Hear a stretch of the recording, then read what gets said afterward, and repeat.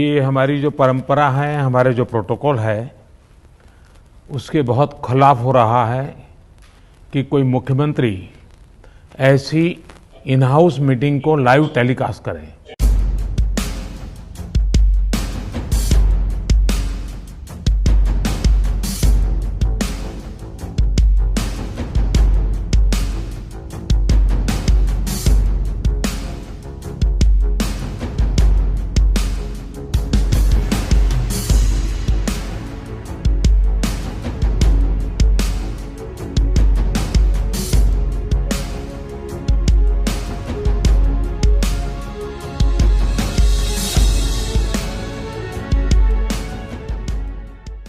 मेरा विश्वास है देश में अगर कोरोना के खिलाफ एक नेशनल प्लान होगा तो हम सभी राज्य सरकारें और केंद्र सरकार मिलके इस दिशा में काम करेंगे।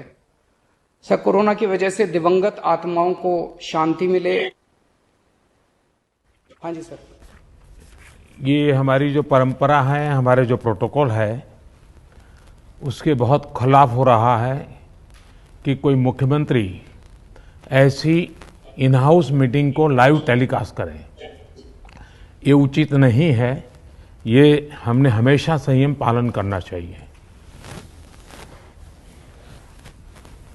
ठीक है सर, इसका ध्यान रखेंगे आगे से। सर, मैं सभी आत्माओं को शांति मिले जिन जिन लोगों का इस दौरान कोरोना की वजह से जिनका देहांत हो गया, और उनके परिवारों को दुख सहने की शक्ति दे। अगर सर मेरी तरफ से कोई गुस्ताखी हुई है, मैंने कुछ कठोर बोल दिया, मेरे आचरण में कोई गलती है, तो उसके लिए मैं माफ़ी चाहता हूं।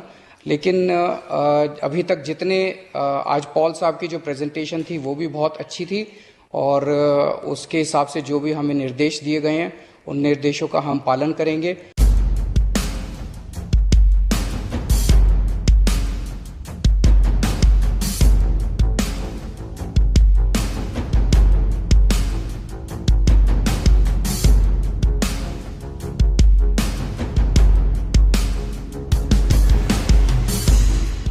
इस वक्त दिल्ली के अंदर बहुत बड़ा ऑक्सीजन का क्राइसिस चल रहा है जिसमें आपकी मदद चाहिए।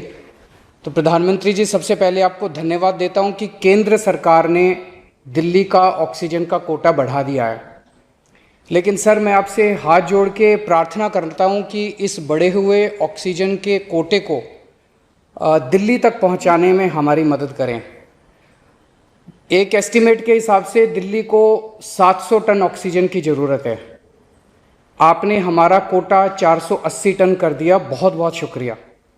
लेकिन पिछले 24 घंटों में इस बढ़ाए हुए 480 टन में से भी केवल 350 टन ऑक्सीजन दिल्ली पहुंच पाई है। प्रधानमंत्री जी, जब से ऑक्सीजन का संकट शुरू हुआ है मेरे फ़ोन बजते रहते हैं। कभी कोई अस्पताल कहता है कि 3 घंटे की ऑक्सीजन बची है, कभी कोई अस्पताल कहता है कि 2 घंटे की ऑक्सीजन बची है। हम कारण जानने की कोशिश करते हैं तो पता चलता है कि पीछे किसी राज्य ने दिल्ली के लिए ऑक्सीजन लाने वाले ट्रक को रोक रखा है। हमने मदद के लिए केंद्र सरकार में कुछ मंत्रियों को फ़ोन किए। शुरू में उन्होंने खूब सहयोग किया सर, लेकिन अब वो भी बेचारे थक गए हैं। सर, देश के संसाधनों पे तो 130 करोड़ लोगों का अधिकार है ना। अगर दिल्ली में ऑक्सीजन की फैक्ट्री नहीं है तो क्या दिल्ली के 2 करोड़ लोगों को ऑक्सीजन नहीं मिलेगी? जिस राज्य में ऑक्सीजन की फैक्ट्री है, क्या वो दिल्ली की ऑक्सीजन रोक सकते हैं?